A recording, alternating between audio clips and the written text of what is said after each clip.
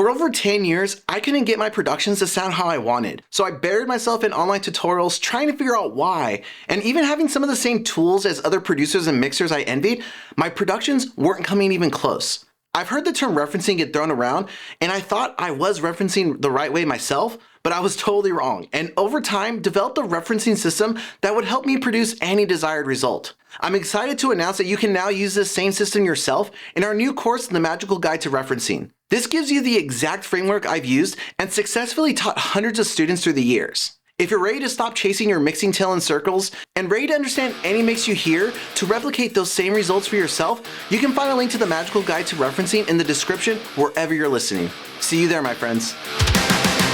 Hello and welcome to Working in Music Sucks. My name is John Maciel, and for almost 2 decades I've been working in the audio recording industry.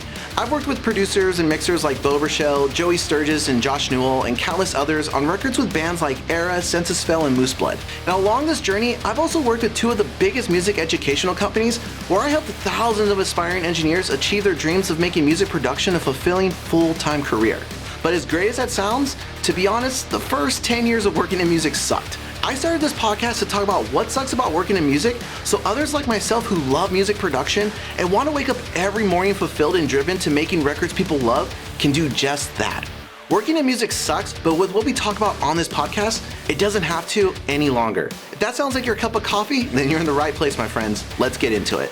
And we're back for another episode this week on a topic that I always feel like I pick the topics that no one wants to talk about because they're not so fun and there's some accountability that needs to take place.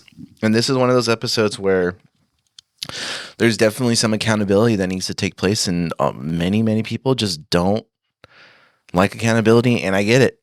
It's hard to realize the way you conduct yourself may be the reason why certain things don't or do happen in your life.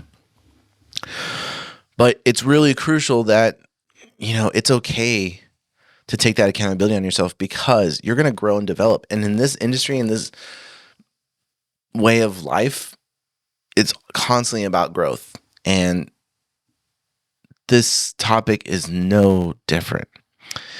It's a tough one. And I hate looking at it. I'm looking at it right now, and I hate looking at what we're about to talk about. And today's topic is why you can't land work. You've been going out to shows. You've been meeting the bands. You've been doing everything you've heard on other podcasts from other pros talk about how to land work. You've been going to studios telling them you'll scrub all the toilets and you're wanting to intern so that you have that opportunity to find those bands. You can't find any work. You can't get anything going. So if you're doing everything everyone said, why is that? What is going on? What do you need to do? What do I need to do to change this? I fell into this trap also, and it sucked. Memories are coming back. But the truth is this is like any other business. You can't just go out there. You can't just go out there willy-nilly thinking that because you put yourself out there, an opportunity will present itself. Can it happen? Yes, but it will not always. We have to be very strategic in how we spend our time to create the outcomes that we want. It's just like any other business, unfortunately. And I hate talking about business, but it's just the reality of what we do. We are a service-based business. And how do service-based businesses get business? By marketing.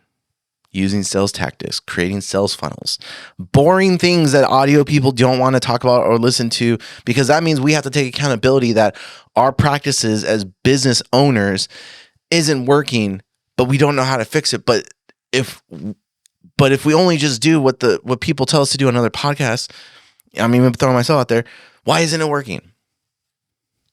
Well, most of the time when we're hearing this advice on podcasts, they're missing the huge part of it's not just going to shows, it's having a plan.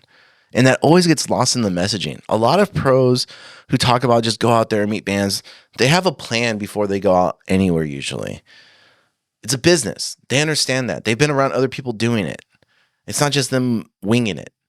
And we need to understand that. And we need to utilize it because it is a superpower. Once you understand how to use sales tactics and follow-up tactics and things of that nature, all of a sudden people are like, how are they busy all the time?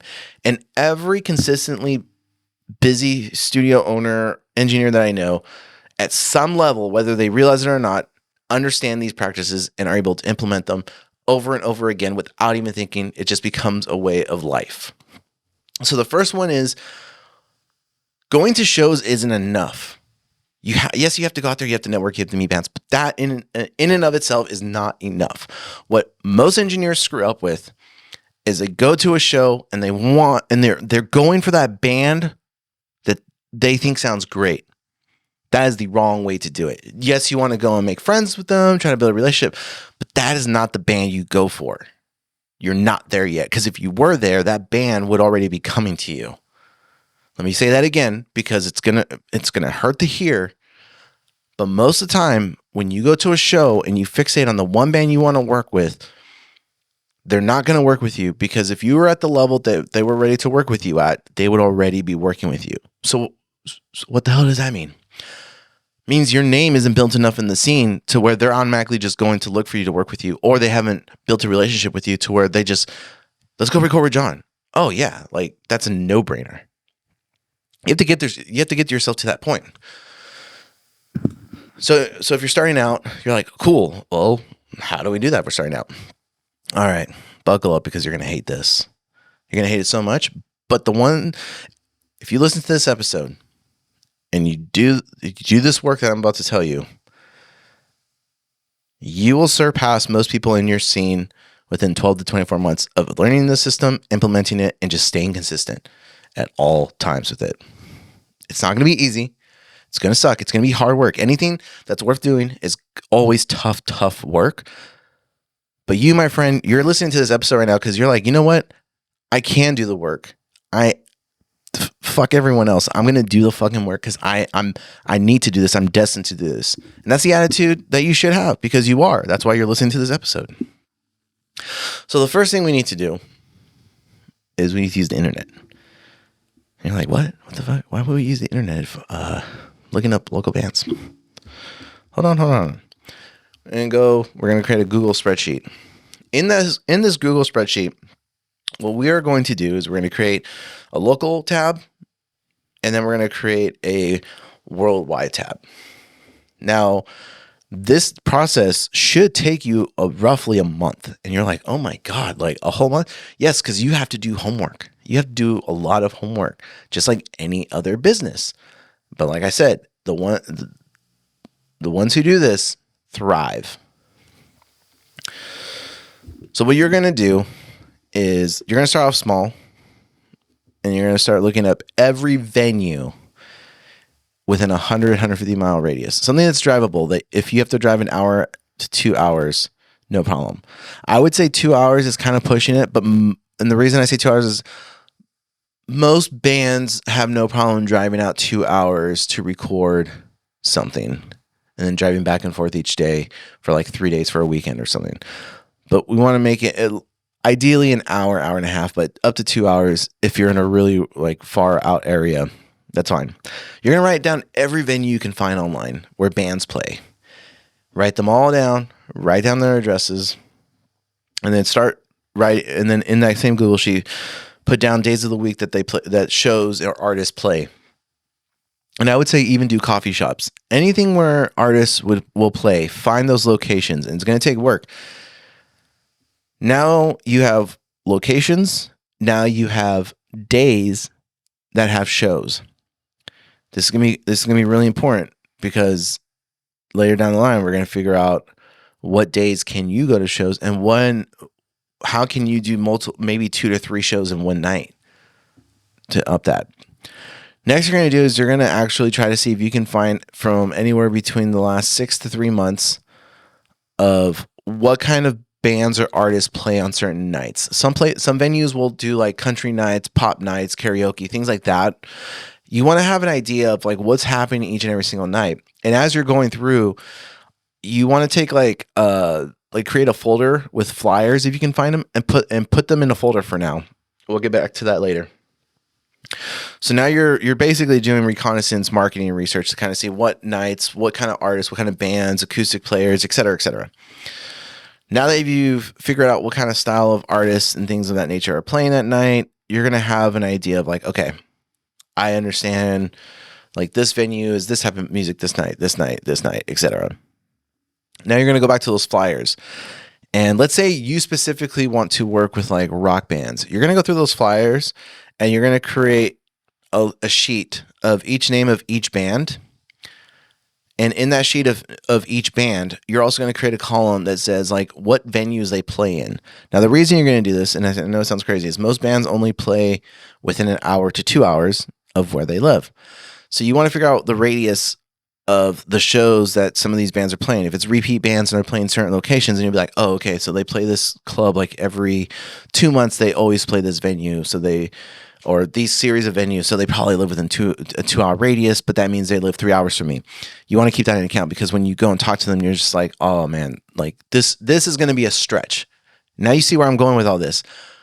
It's like a detective. We're creating a map, a geolocation of all these artists and bands. This is more work than most anyone I know in audio does, but really good audio engineers, they naturally catch on to this. They don't all use Google Sheets and things of that nature, but they catch on to this of like a radius of where bands live in the area. That's why LA is such a huge hotspot, or like New York, Austin, Texas, because you have so much talent in such a very close space that it's like going to a buffet. It's really a numbers game. You can go to any venue and you're going to find talent. But when you're not in that scenario, you got to do the homework so that when you're aiming to go find artists to work with, you're doing it strategically because you're like, okay, bands that I like usually play these 3 venues, and these 3 venues ideally have like the shows I want to visit on Thursday or Friday nights. So Thursday or Friday, you're going to these 3 venues to go check out the bands and kind of stay there for 1 or 2 bands, go to the next one. Or maybe the band you really want to work with is playing one night at this venue, and then there's a second band you really like that's playing there too. Now there's 2 bands you can go and talk to instead of the one, right? But you're doing this so that you know kind of the radius of where all the talent is at and where you need to be, as opposed to just going to a local venue and just hoping it works out. Now you're being strategic and you're like, no, I'm going to this venue. But don't only limit yourself to like the rock bands. The guitar players, singer, songwriters are great too. And guess what happens? A lot of times they end up creating a band or having a band they end up go singing in because their friend has a band. So they're like, oh yeah, I'm singing in this band, or I'm playing guitar in my friend's band. And now their band needs someone to record with. So don't just isolate yourself to only bands, because there's a lot of opportunity in singer-songwriter coffee shop type shows. But now you know all these locations. Now you know the radius. Now you have all this information. Now you've gone back and you see what venues these bands play at because you're looking at their flyers. You have a strategy to get out there and start talking to people, networking. The next thing you want to do is when you go to these venues, you want to find out who. Usually most venues will have like 1 or 2 people that book the shows. Like some person has the weekends, the other person has Monday through Thursday, something like that. Or the one person is the only person who books. You want to find out who that person is, and you want to start just talking to them, getting to know them, and really trying to build a relationship that's genuine if they're that type of personality. And you also want to get to know the bartenders at these venues, if there are bartenders or people worth knowing. And the reason is because bands, you can't be at every show all the time.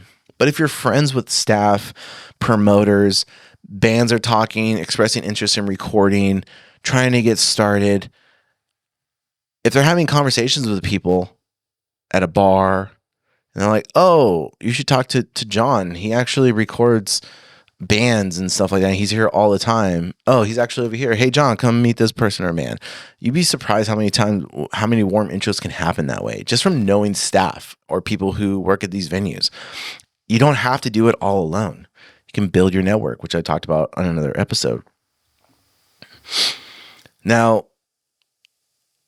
here comes the tricky part, is once you've started the relationship, you need to mend that. You need to build on that. It's not just you meet them in the show, connect with them on their socials, engage in their posts, leave comments on their posts. And I can't tell you what to post online, obviously, but I will say be very careful about what you post and repost online. And the reason is you might find a joke funny, but that doesn't mean everyone else in the world does. And the last thing you want is to put yourself in a situation to where you posted something online that you thought was funny and someone that you're possibly about to close a deal with is upset and they don't find the joke funny. And then you're trying to explain why you thought it was funny. But at that point, it doesn't matter because you've upset someone.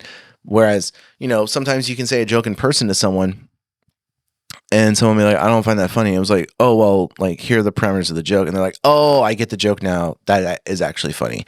And it sucks that humor is one of those things that are it's very personal. Like, not everyone has the same sense of humor, right? And that's why, like, comedians get such beef when they're on tours because some people might laugh at the audience, someone else in the audience might find offensive or not funny. And that's why with comics, they run into that. And I've noticed that when it comes to online posting, when people post dark humor or crude humor, some people don't find that stuff funny. So when they see it, they're like, oh, I don't want to work with this person anymore because their sense of humor doesn't vibe with me.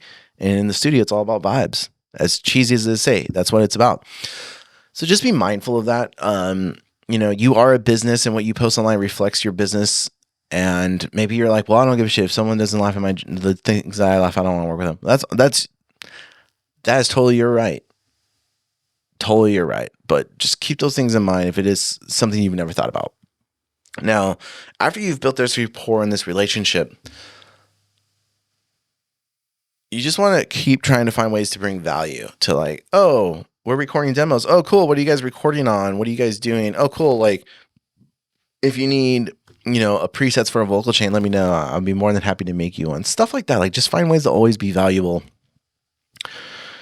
Because once it leads to the opportunity of being able to do a record or anything like that, you want them to know that you're around, that you genuinely care about their wellness. And you're not so much there for just trying to extract money from them or an opportunity. You genuinely want the band to do well, regardless if it's you doing the record or not. And that means a lot to a lot of bands because, you're not the only engineer in the world who's trying to work with bands. So when something like this occurs and like, oh, this person, no, they're just genuinely like dope. They're a nice person. They have no ill intentions. It just puts you in a brighter light.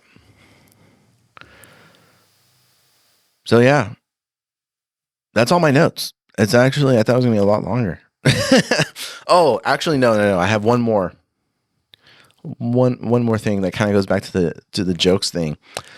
A lot of engineers, when you're networking, don't always find out only what the other party likes. It's really important to find out their dislikes, what they don't like when it comes to music, movies.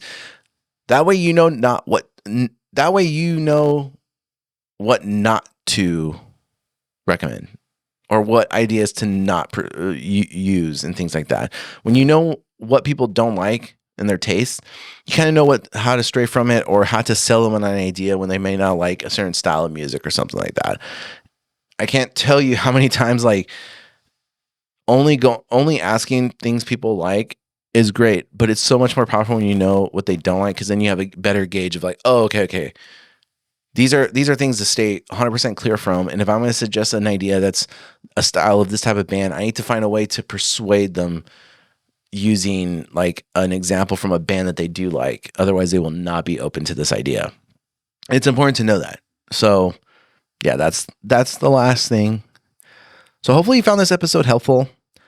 I know all this stuff is not fun and it's part of what makes working in music suck.